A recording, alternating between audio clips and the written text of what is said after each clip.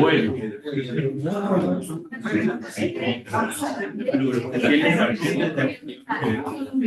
en primer lugar, buenos días. En primer lugar, directora, gracias por la oportunidad de poder realizar esta actividad hoy día, que tiene la connotación, algunos amigos míos, como había dicho que tengo cabeza de calendario, pero es verdad que siempre yo digo un año de, 25 años de. Siempre sabe. Y entonces, claro, hacer la reunión hoy, exactamente un año, tiene toda la simbología analítica que yo creo que nos ofrece la oportunidad de esta circunstancia. Una circunstancia al final dolorosa, porque en definitiva tiene que ver mucho con el choque muy fuerte de la dimensión con la cual entendimos que debía vivir, existir y convivir el mundo. Y de pronto en un año vemos que hay un terremoto que uno no termina de explicar cómo vinieron las ondas.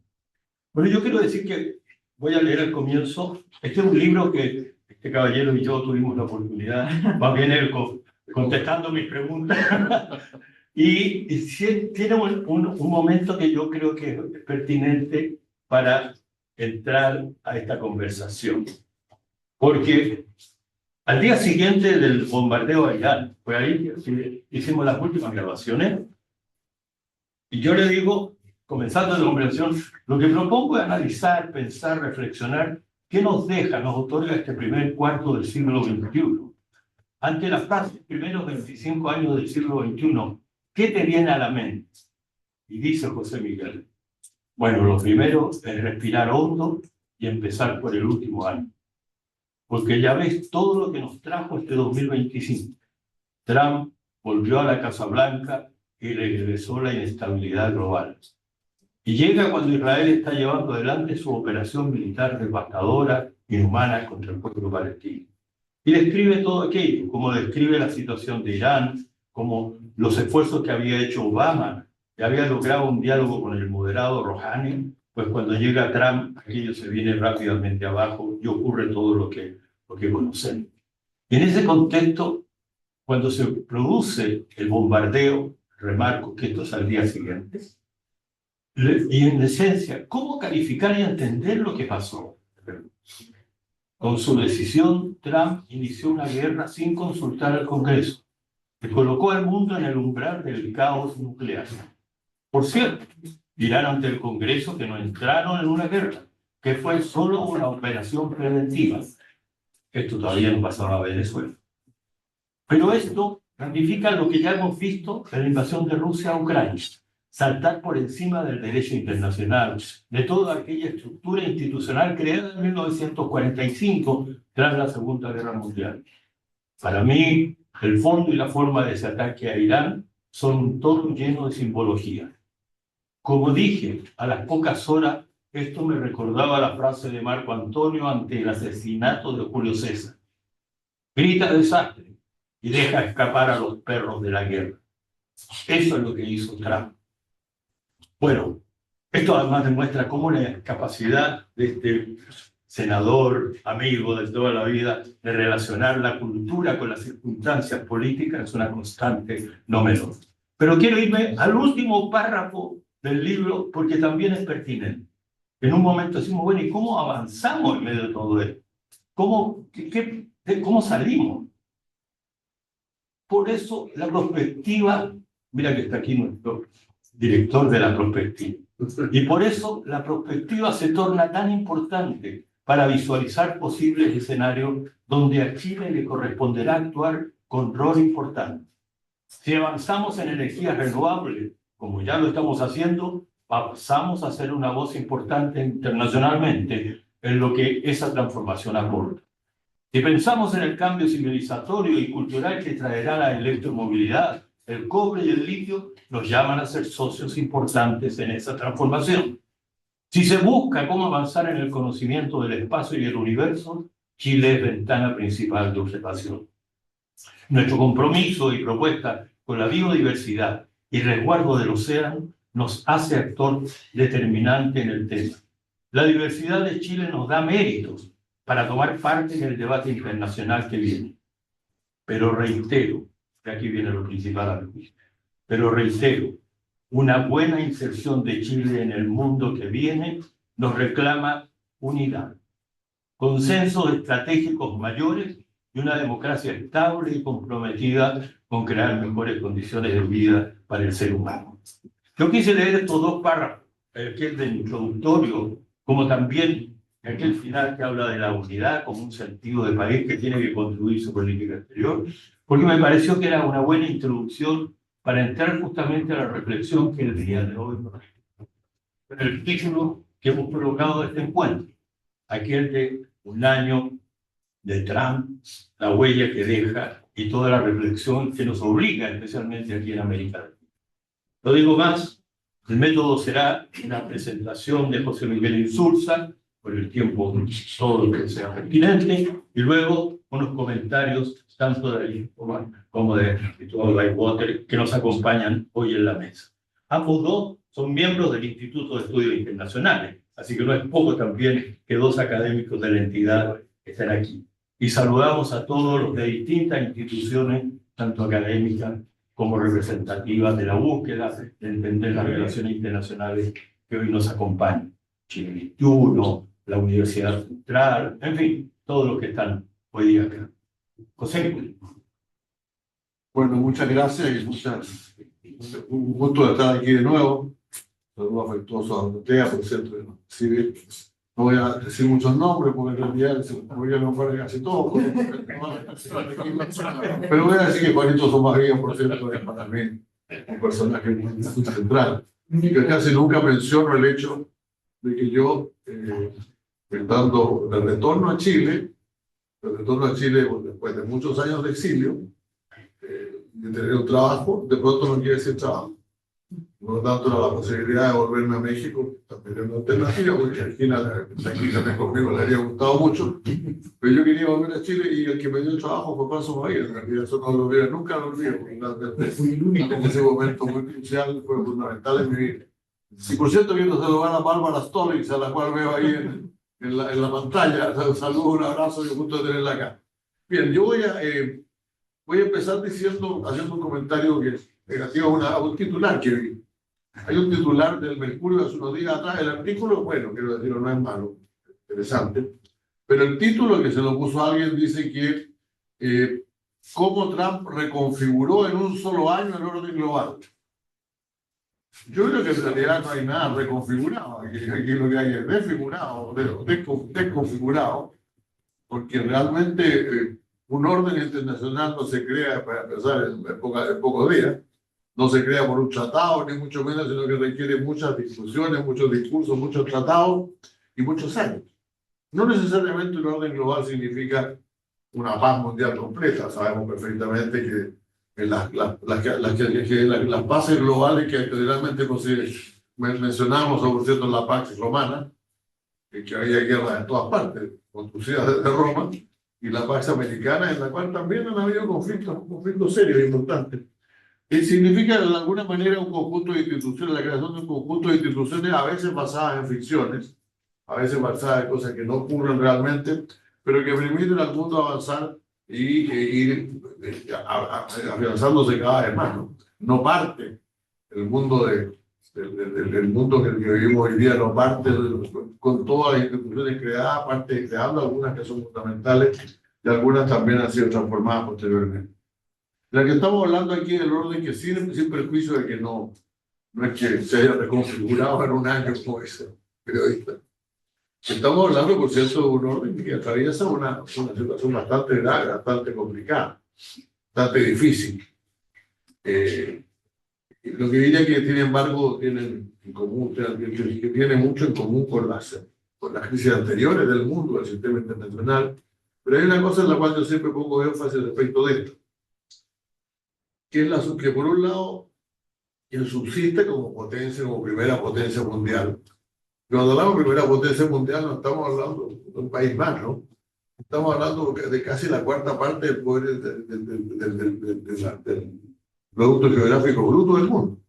O sea, Estados Unidos no es el país más grande, es lejos el país más grande por el tamaño de su, ciertamente no solo de su territorio, es más grande, sino porque, por un lado, porque es el primer producto geográfico bruto del mundo, y en segundo lugar, porque es el país que le dio origen a este sistema, digámoslo francamente. Hay mucha gente que a veces no le gusta reconocerlo, que dice que esto surgió por otras razones, pero el creador del sistema internacional es el país que hoy se le opone, que hoy lo cuestiona.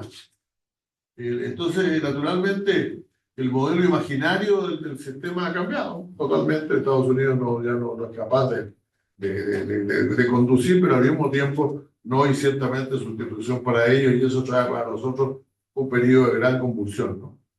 Ahora, porque como digo yo aquí, la potencia hegemónica titubea, el orden mundial se tambalea. Y finalmente cae producto fundamentalmente de sus muchas contradicciones, que es el primero que nada al interior de él.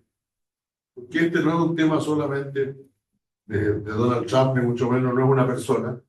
Yo no soy de que yo crea, hay un tema muy discutido en la literatura histórica acerca de si las personas que cambian son las que cambian el sistema, o el sistema que... Aquí pongo siempre como contrapunto un texto de León Trotsky, que dijo alguna vez que muchos dicen que la caída del imperio ruso, decía, pero que tuvo que ver con que Nicolás II era completamente incapaz. Y yo dijo que el mundo a veces está para los Alejandros o los Pedros, y otro día está para los Nicolás, y eso es lo que ocurre. Por lo tanto, es más la situación global la que crea la crisis del orden mundial. Y la verdad es que el autor de eso, perdón, de pronto se me olvidan los nombres de algún gran teórico irlandés que hizo un trabajo sobre Hitler y que cuestiona mucho, él parte de lo que dijo Trotsky, pero lo cuestiona muchísimo. Dice, no, de pronto hay seres humanos que sí consiguen cambiar la historia por alguna razón. Eso lo vamos a saber no hoy día, sino que lo sabremos después. Pero que este señor aparece todos los días en los diarios, aparece todos los días haciendo noticias, en lo cual se esmera además. Porque si ustedes se habrán dado cuenta, la semana pasada estaba hablando de algo, y hoy día está hablando de una cosa completamente distinta. Venezuela salió. Venezuela ya no es Venezuela, ahora es Groenlandia, y esta tarde va a ser el pacto de la paz que proponen las amenazas a Francia, y al día siguiente otra cosa, pero de alguna manera se las arregla para ser el centro del sistema, de un sistema que, repito, no está tratando de reordenar, sino que está tratando de configurar definitivamente. Ahora, yo creo que el periodo, es importante decir en todo caso que, ya hablando un momento de Estados Unidos solamente, el tipo de situación que da origen a un personaje como Donald Trump no es la primera vez que ocurre. Allá por los años 50, ya son los 50, antes, por los 40 todavía, esto pasó en los 50 ya, surgió el macartismo en Estados Unidos. Y el macartismo surgió por una cosa muy simple, porque a veces hay gente que acierta en esto, y la explicación que era muy simple. Estados Unidos había ganado la Segunda Guerra Mundial completamente. La había ganado en el menor número de muertos, la había ganado en la mayor riqueza, en el país más rico del mundo, sin ninguna duda, y militarmente también. Cuando de pronto la Unión Soviética detonó su primera bomba de hidrógeno, y luego se produjo la Revolución China. Y el debate que se produjo en Estados Unidos entonces en ese momento fue: ¿por qué nos pasa esto? Somos la mejor nación del mundo, y sin embargo no pasa estas cosas. Perdemos en esto. ¿Por qué perdemos? Bueno, Joseph McCarthy tenía una explicación muy simple: porque los enemigos están entre nosotros. La razón para que nos pasen las cosas que nos pasan es que los enemigos están aquí adentro. El macartismo fue controlado, pero tenía muchos parecidos a la situación que vivimos ahora, que es la denostación de los adversarios, más bien la demonización de los adversarios y la amenaza para todos ellos. Y una cantidad de gente, sobre todo el mundo cultural, ideológico, etcétera, que sufrió mucho en aquellos tiempos. Eso fue un primer aviso de que estas cosas podían pasar. Y hoy día que aviso de que podrían pasar de nuevo, las empezamos a vivir ya en la primera administración de Trump. La primera administración de Trump, bueno, siempre se dice, y otra vez que yo creo que es cierto, ¿no? Que los presidentes norteamericanos se eligen cuando se eligen por primera vez, cuando gobiernan por primera vez, es para ser reelegido. Y cuando gobierna por segunda vez ya empieza a hacer un poco más, a tratar de crear un mundo distinto. Ahora, dicen que Trump se quiere reelegir de nuevo. No creo que sea posible, pero de todas maneras, ahora es un Trump ya que está en plenitud para hacer y decir lo que quiera. Ahora, respecto de qué es lo que hace, yo creo que ciertamente las cosas no han andado demasiado bien. Siento ocurrido que ha ocurrido la premisa básica que la potencia había abandonó el centro y comenzó a socavar su propio sistema. Y eso es lo que ha ocurrido. Ahora tenemos un presidente que está de alguna manera empeñado en terminar con un sistema que por algún motivo él está convencido, y muchos que lo siguen lo están también. Muchos que lo siguen lo están también, están convencidos que el sistema ha llegado a su y ya no sirve para. Naturalmente hay cosas que aquí ahora esto también cuenta con un aparato periodístico y de transmisión que realmente está muy al servicio. O sea, hace un par de días atrás, a la misma hora, minutos después, se anunció que la inflación en Estados Unidos había sido de 2,7% y el presidente anunció que se había terminado la inflación. Y parece que se pueden hacer las dos cosas al mismo tiempo. Hay muchas proclamas, pero la verdad es que tenemos que confesar que el sistema todavía ha resultado ser más resiliente de lo que se esperaba y a no caerse tan simplemente. El mejor tema probablemente Alicia puede hablar mucho más de esto que yo, desde luego, pero el mejor tema es la economía. O sea, la economía mundial no se ha caído.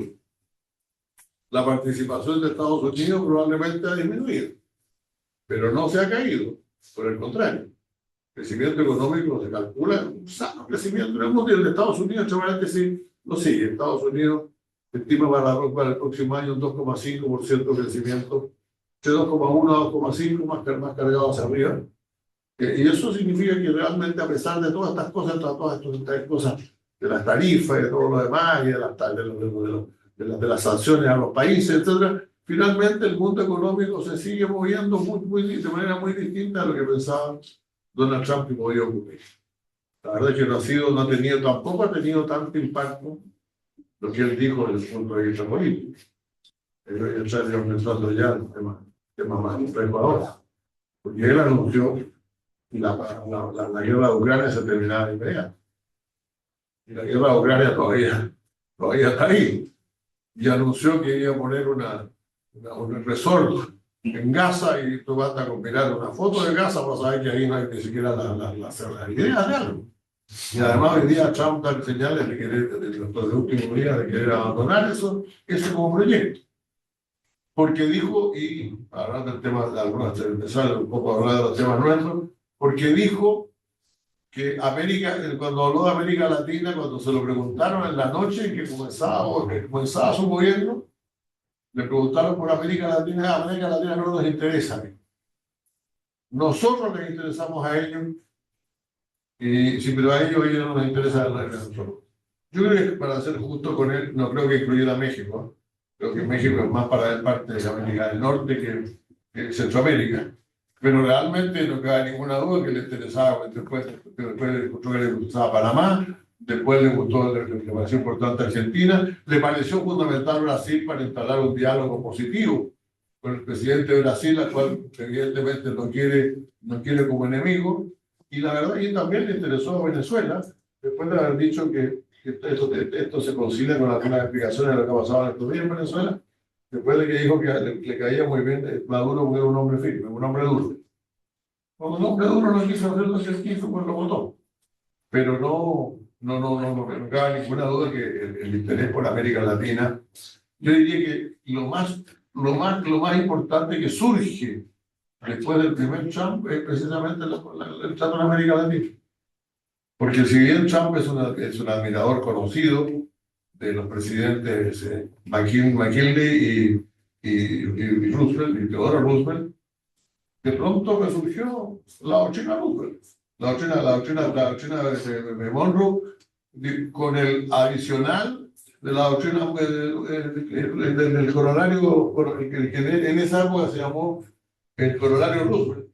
Hoy día es parecido, en realidad, pero el coronel Trump, pero por alguna forma de nuevo ponerle nombre a las cosas como el Kennedy Center, que otro porque ya fue a fines, del siglo XIX que Roosevelt proclamó esta idea y que de alguna manera la doctrina Roosevelt le permitía, la doctrina Monroe le permitía intervenir en los países cuando estos países había conflictos económicos o crisis política.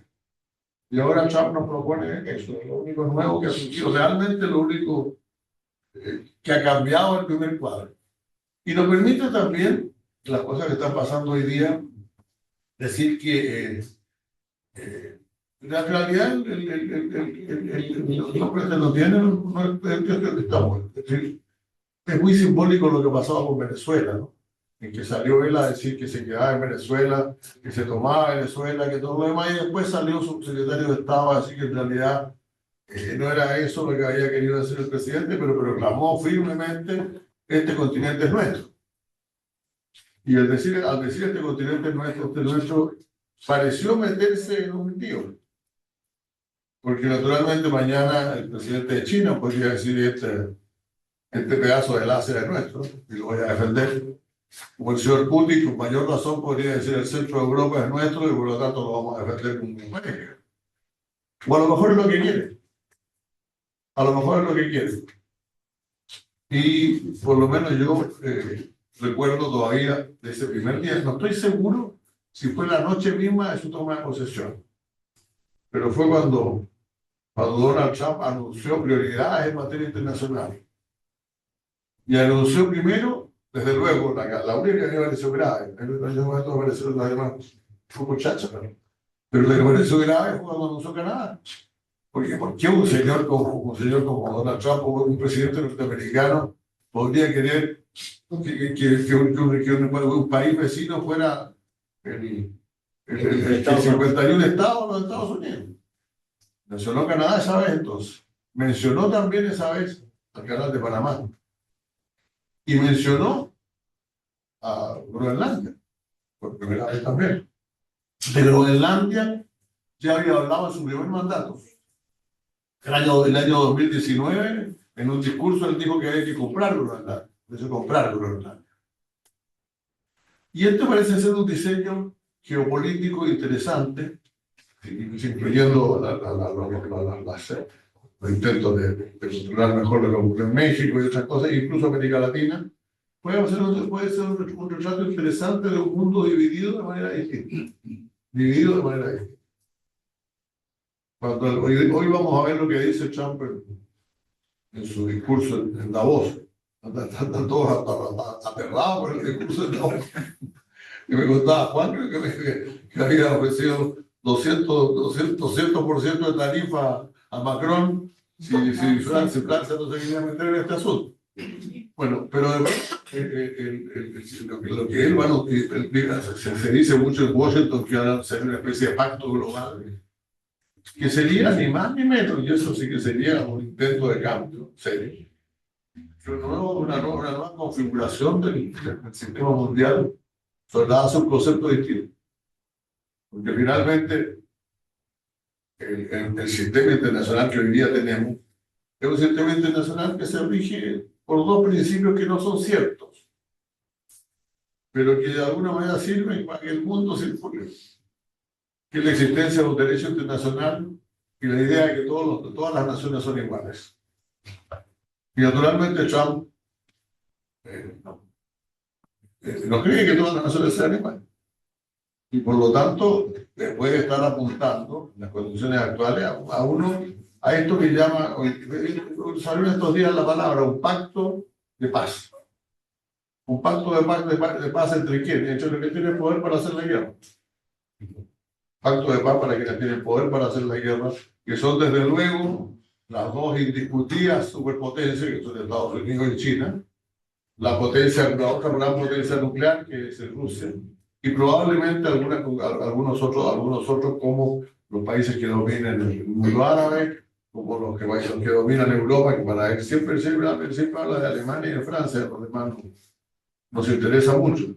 Ni siquiera le ofreció tarifas si no se plegaban a esto a los países del sur de Europa, por ejemplo, y a los países del este de Europa. Por lo tanto, yo creo que no estamos tan lejos de entender que este personaje, en todas sus cosas que no nos gustan, que tiene una cierta calificativa de locura, de que no quieren, tiene busca una cierta racionalidad sobre un nuevo reparto del poder mundial. ¿Esto ha estado en la política norteamericana otras veces? Sí, ha estado en la política norteamericana otras veces. Al final, todo el pensamiento de Henry Kissinger no es sino eso. Finalmente, también muchas veces se hablaba de alguna manera de crear, el Consejo de Seguridad de las Naciones Unidas, es eso. Y naturalmente, una cosa parecida podría ocurrir, un pacto global. Un pacto global en el cual Trump lo que quiere asegurar es fundamentalmente la subsistencia del poder norteamericano sobre la base de las cosas que ya iba anunciando poco a poco. Con incoherencia, es incoherente, bastante incoherente, dice cosas que no vienen mucho al caso, son otros los que se encargan de ordenarse. En este pacto global, naturalmente América Latina es de Estados Unidos. Y eso es lo que es riesgoso para nosotros. Porque si creemos, como todo el mundo cree, a esta altura ya es difícil encontrar a alguien que no crea que la operación en Venezuela tuvo por fin sobre todo el petróleo. Bueno, las tierras raras, los minerales raros y ese tipo de cosas son un patrimonio de América Latina. Y por lo tanto la búsqueda de un dominio sobre América Latina anunciada explícitamente en el documento de seguridad nacional del mes de octubre está como parte de este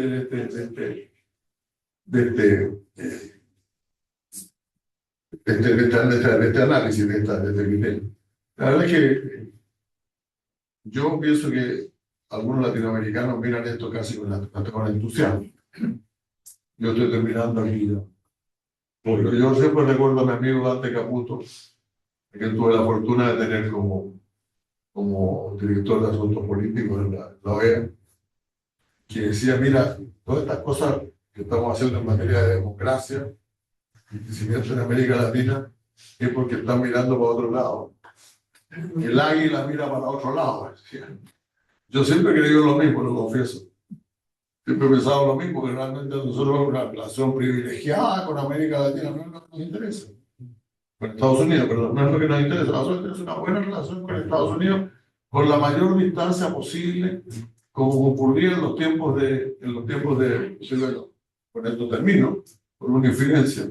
En mi primera reunión con el presidente George Bush, hijo, 3 días después de asumir el cargo de secretario general de la OEA, me recibió con todo su equipo. Fue bien interesante, porque el embajador me dijo que fuera solo, porque él quería que el presidente viniera sola conmigo. No, el presidente me quería dar un mensaje claro. Me dijo, mire, secretario, tenemos muchos problemas en el mundo. Muchos problemas en el mundo.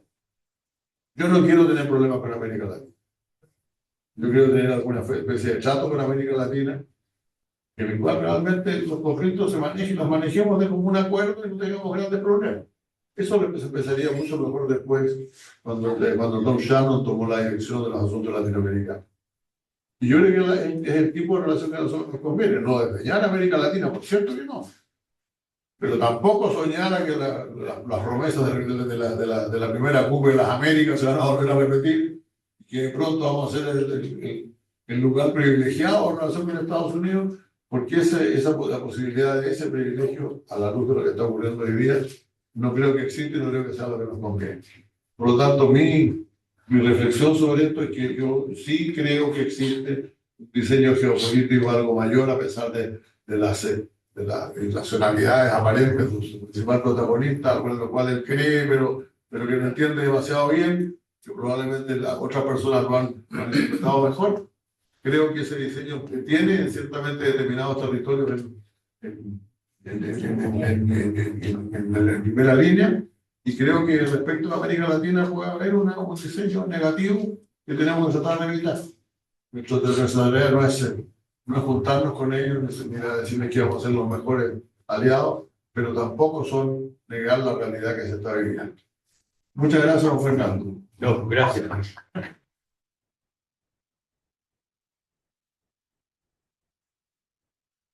Le da la palabra Solo quería remarcar un aspecto que tiene que ver con la última referencia.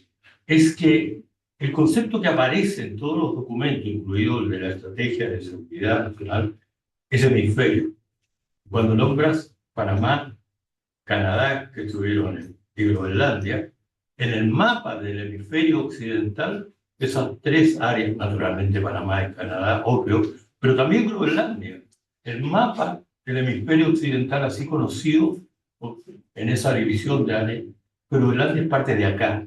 Y eso es un dato no menor en la cabeza de cómo él entiende cuál es el hemisferio. Eso es un detalle casi pie de página para la comprensión de lo que estamos hablando. Querida Alicia, sus 10 minutos.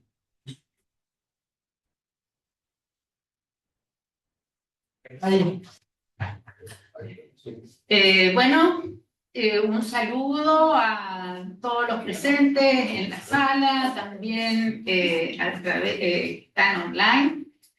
Y bueno, muchas gracias por la invitación al Instituto de Estudios Internacionales, a Fernando, es un honor estar acá hoy. Bueno, cuando José Miguel hablaba de su llegada, de su vuelta a Chile, recordaba también, bueno, su llegada a la Flaxo en ese momento y cómo realmente estimuló el estudio y el debate sobre Estados Unidos. Fue una excelente experiencia y muchas gracias. Bien, yo voy a tratar de aportar al análisis de José Miguel sobre la desconfiguración del orden mundial, sobre el nuevo diseño geopolítico mundial desde una perspectiva más económica, pero también quiero decir que es un momento muy preciso para reflexionar sobre el primer año de Trump frente a la agudización del conflicto entre Estados Unidos y Europa sobre Groenlandia. Vemos al viceprimer ministro chino que llama en Davos a evitar la ley de la jungla. El Financial Times advierte que los bárbaros, Trump y sus huestes, están en las puertas. En fin, es un lenguaje interesante. Ahora, también en estos momentos está cayendo el valor de las acciones en los mercados y está cayendo el valor del dólar. Bueno, cuando Fernando Reyes me invitó a participar como comentarista en este panel, lo primero que pensé fue que ningún contexto histórico o marco conceptual que yo conociera podía aplicarse al momento actual. Bueno, y ahí yo creo que es muy interesante que José Miguel Insulza nos da pistas muy interesantes. Ahora, en realidad muchos estamos perplejos ante este tsunami de guerras comerciales y, bueno, guerras de las otras también, de agresiones, de crueldad que hemos sido testigos en el último año. Y en realidad Trump ha gobernado a través de órdenes ejecutivas y muchos tweets con muchas mayúsculas y signos de exclamación que han trastornado el mundo tal como creíamos conocerlo. Vienen a la memoria similitudes históricas ominosas. Los agentes del IC en realidad recuerdan a las camisas pardas de la Alemania nazi, desencadenan violencia callejera y desestabilización política y funcionan como un ejército propio del gobierno de Trump. También, bueno, hay similitudes históricas respecto de la doctrina Monroe que mencionaba José Miguel y la diplomacia de las cañoneras.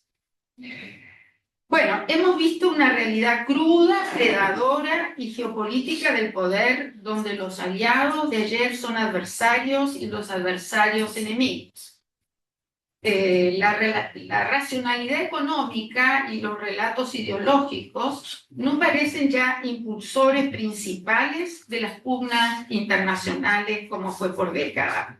Estados Unidos ha echado a la basura todas sus herramientas de poder blanco. Ahora, los vaivenes de la guerra arancelaria ilustran los caprichosos cambios de prioridades de Trump.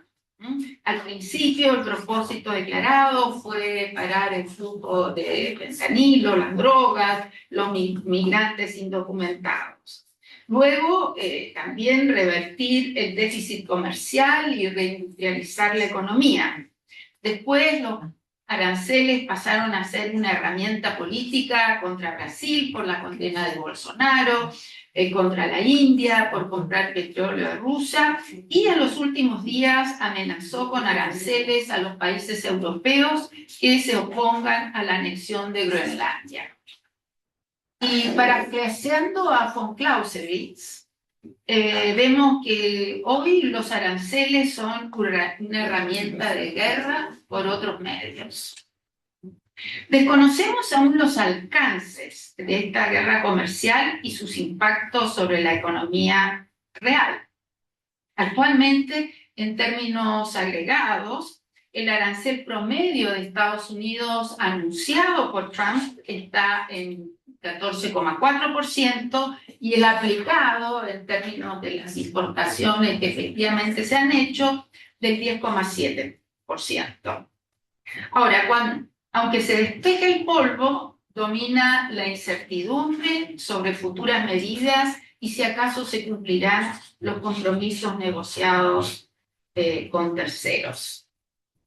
Ahora, vemos, y José Miguel lo ha mencionado, que muchos de los actuales conflictos se gatillan por la carrera entre las superpotencias por el control de los recursos naturales. Para el caso del petróleo lo estamos viendo en Medio Oriente y en Venezuela. Pero, ¿qué pasará con el cobre, con el sueldo de Chile? Según un informe reciente de Standard & Poor's, el déficit de la oferta mundial del cobre alcanzaría una brecha del 50% hacia el año 2040, presionado por la demanda de electrificación de las nuevas tecnologías, sobre todo la inteligencia artificial, y de la industria de la defensa, o la industria de la guerra, que queramos llamar. La producción de cobre, a su vez, crecería hasta alcanzar un tope en el 2030, para luego caer mientras sigue aumentando la demanda. El 60% de este incremento provendría del Asia. Es importante tomarlo en cuenta. Bueno, se denomina TACO, el acrónimo de Trump Always Chickens Out, a los retrocesos arancelarios por los acuerdos transaccionales de Trump con los países afectados y por presión de los mercados financieros. Pero son posibles medidas aún más peligrosas. Estados Unidos ha pateado el tablero mundial en lo económico, militar y diplomático. Ahora, en su último informe de diciembre del 2025, el World Economic Outlook de la OCDE proyecta una desaceleración del crecimiento mundial, pasando del 3,2% en el 2025 al 2,9% en el 2026. Y esto pone de relieve las fragilidades subyacentes en la economía, a pesar de esta aparente resiliencia. Y entre las principales previsiones incluye una desaceleración del crecimiento en Estados Unidos a 1,7% en el 2026 y también de la zona euro al 1,2% en el 2026. Bueno, no hay una narrativa clara sobre la actual situación global. De manera aparentemente arbitraria, Donald Trump ha ido echando tuercas en los engranajes de la economía internacional. ¿Y quién se beneficia? Bueno, en el caso de Estados Unidos, esto parece claro. La ley presupuestaria, el Big Beautiful o Big Bad Bill, es un ejemplo de lo que se ha llamado el pluto-populismo. El pluto-populismo de la actual administración. Un minuto. Ya termino. Esto es una especie de Robin Hood al revés, donde los más ricos se benefician y los pobres pasan a ser más pobres. Los aranceles permiten aumentar la recaudación aduanera con el consiguiente perjuicio de los consumidores. La ley disminuye los impuestos a los más ricos, a la vez que reduce el gasto en salud, educación, energías limpias, beneficios para la alimentación, investigación médica y prevención de enfermedades. Aumentan, en cambio, exponencialmente los presupuestos en defensa y control de la inmigración. Y, claro, los principales beneficiados son algunas megaempresas tecnológicas, la industria armamentista y algunos contratistas de los sectores priorizados. Bueno, muchas gracias. Gracias.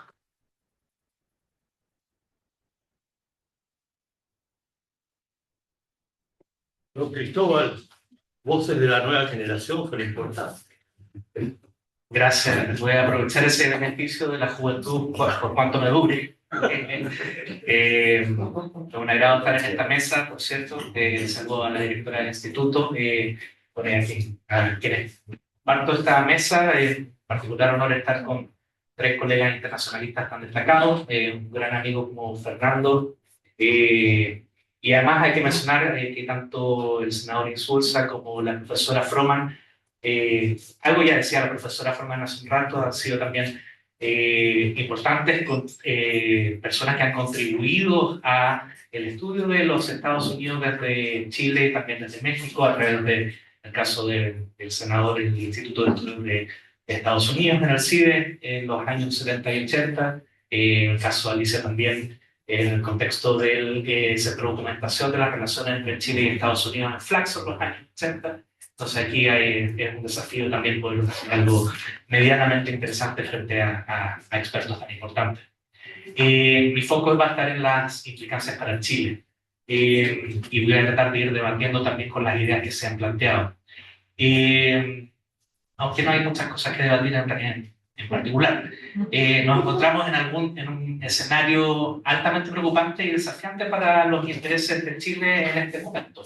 Que duda cabe y probablemente por eso también está esta importante convocatoria, incluso el día de enero, cuando ya la gente comienza a desaparecer de Santiago, y hasta el momento se ha logrado gestionar, me parece, adecuadamente la relación bilateral, pese a los importantes desafíos que estamos enfrentando en este momento, pero en parte por el capital social acumulado que tenemos con Estados Unidos durante las últimas décadas, pero también en parte porque no estamos en las prioridades de Estados Unidos, y en eso comparto lo que señalaba el senador Insulza, que muchas veces es bueno no ser la prioridad de la gran potencia.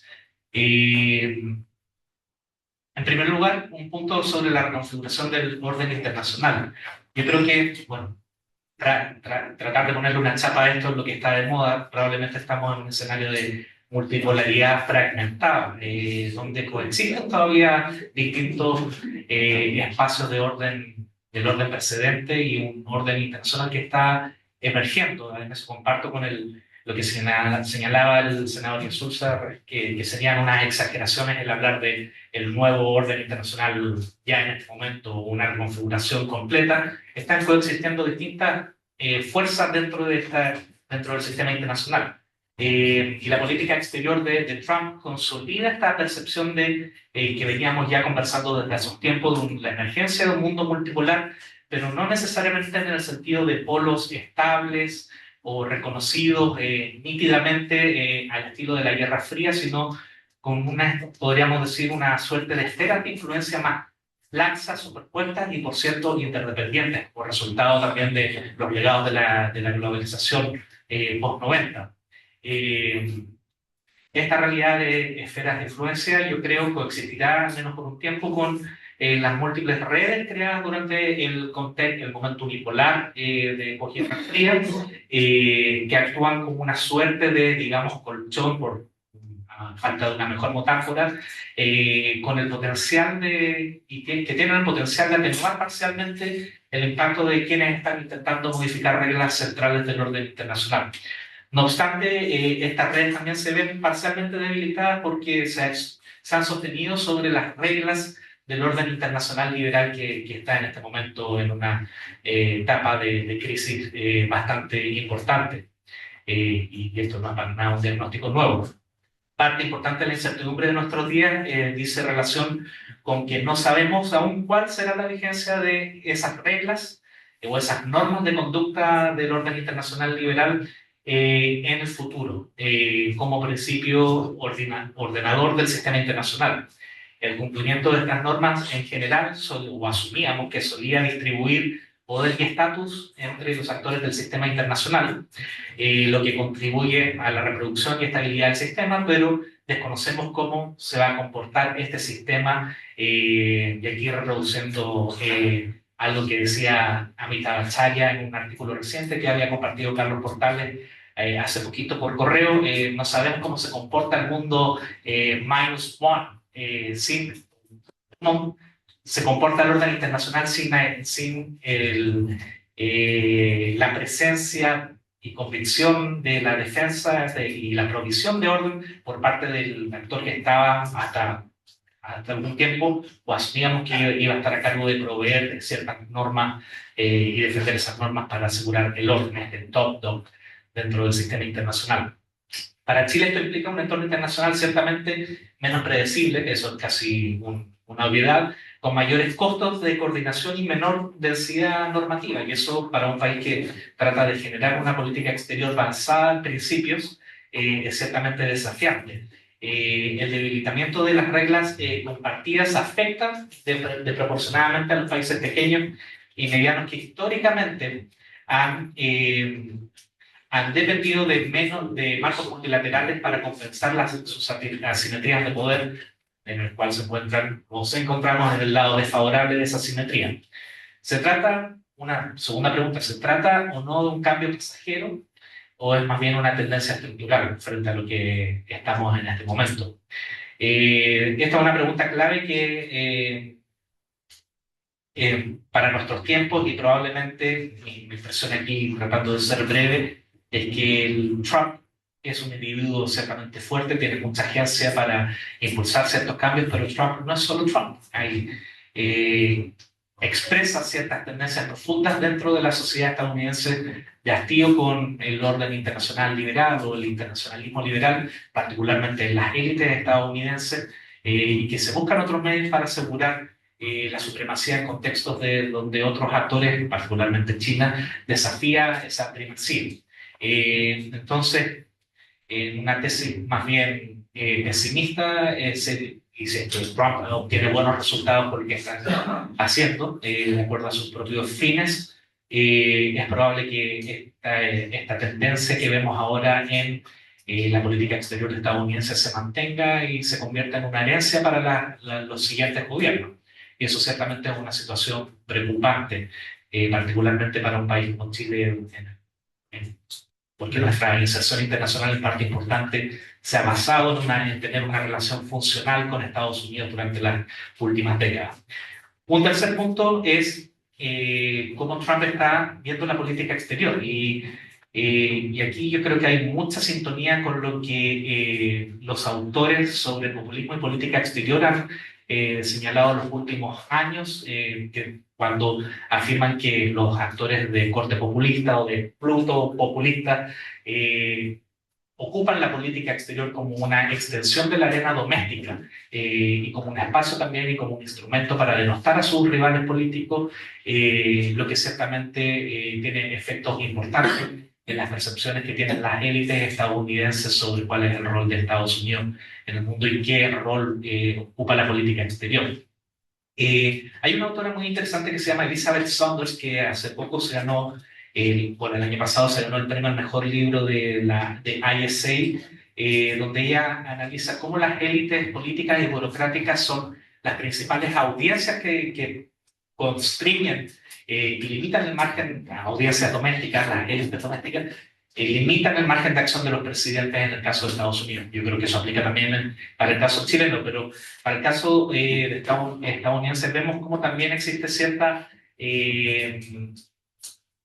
perplejidad respecto a lo que está haciendo Estados Unidos y no ha emergido con claridad tampoco cuál es la respuesta que se debe tener cuando el presidente sobreextiende o sobreexpande sus atribuciones de conducción de política exterior, pese a los límites que existen. Siguiendo el viejo aforismo estadounidense, también de mediados del siglo XX, la idea de que la política termina al borde del agua, politics stops at the water's edge, ha perdido cierta vigencia también en este contexto.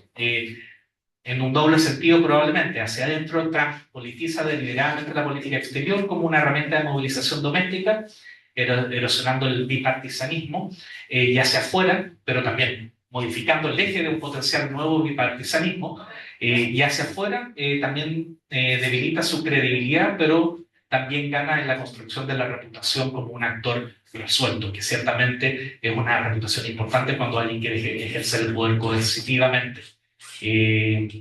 Dejando de lado los atributos del soft power, como señalaba Alicia. Para Chile esto implica que la relación bilateral con Estados Unidos puede volverse eventualmente más contingente y contenciosa, menos institucionalizada, ojalá que no, y más expuesta a los vaivenes políticos internos en Washington.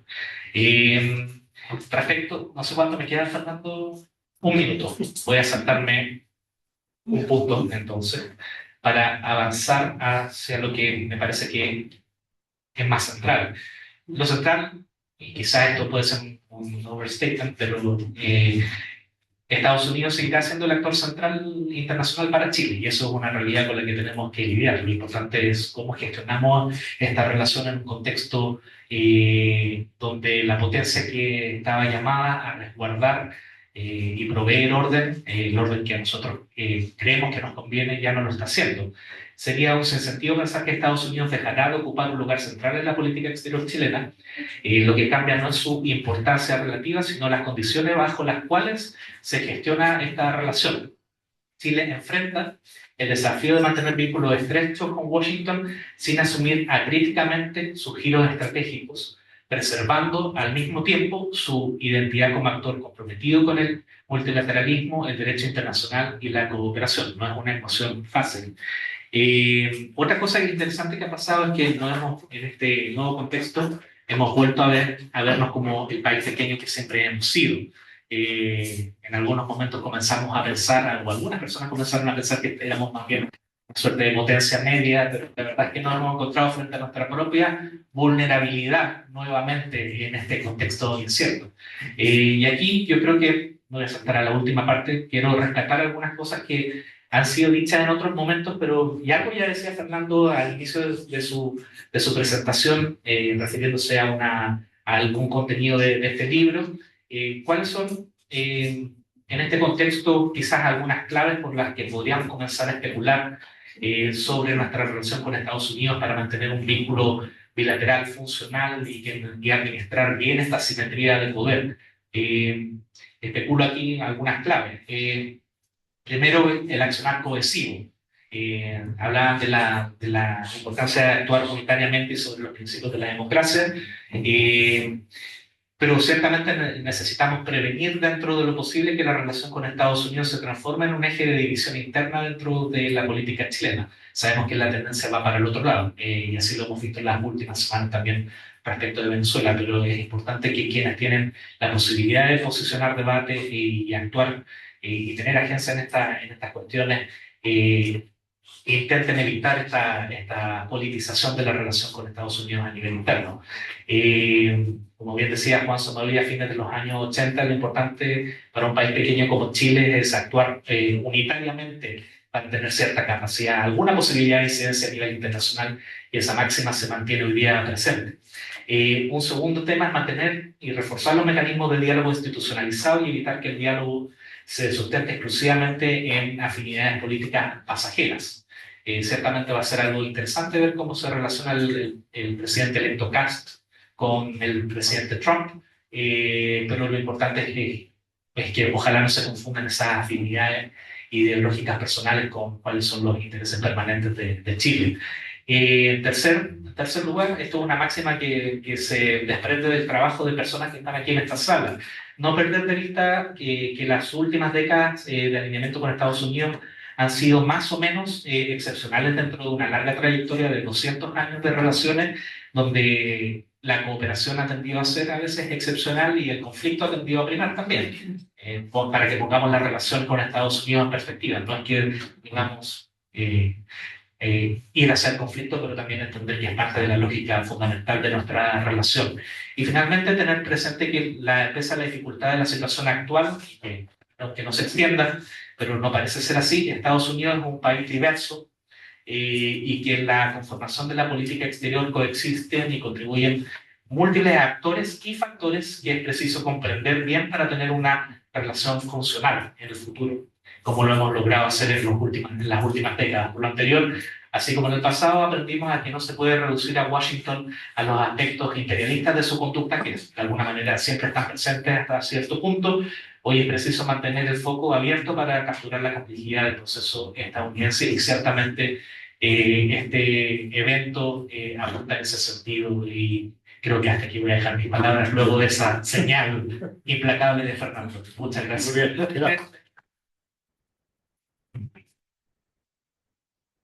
gracias.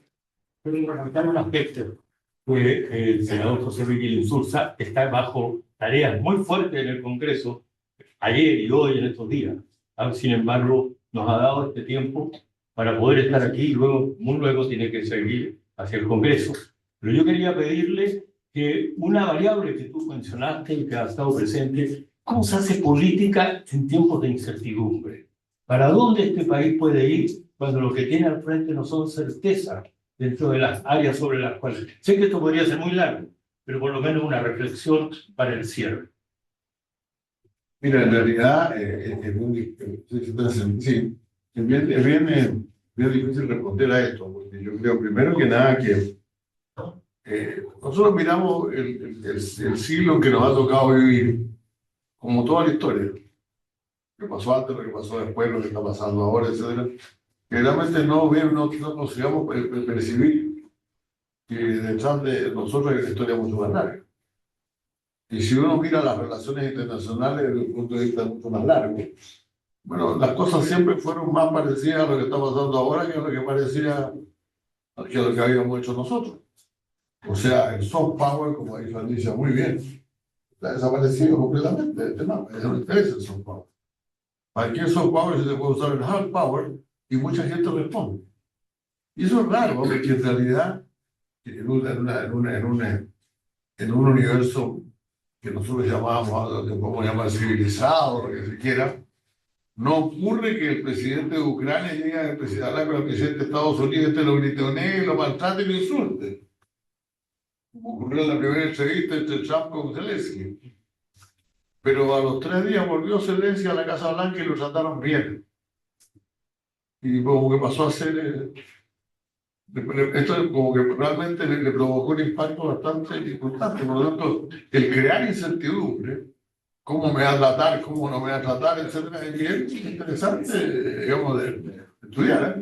Sobre todo en una sociedad como la nuestra, perdona, aquí me pongo un poco complicado, como la nuestra, que es una sociedad pacífica, o por lo menos quiere ser pacífica, pero que todo lo que es violento nos parece bien. Si, ¿sabes? ¿Cuántas películas de violencia hemos visto en los últimos años?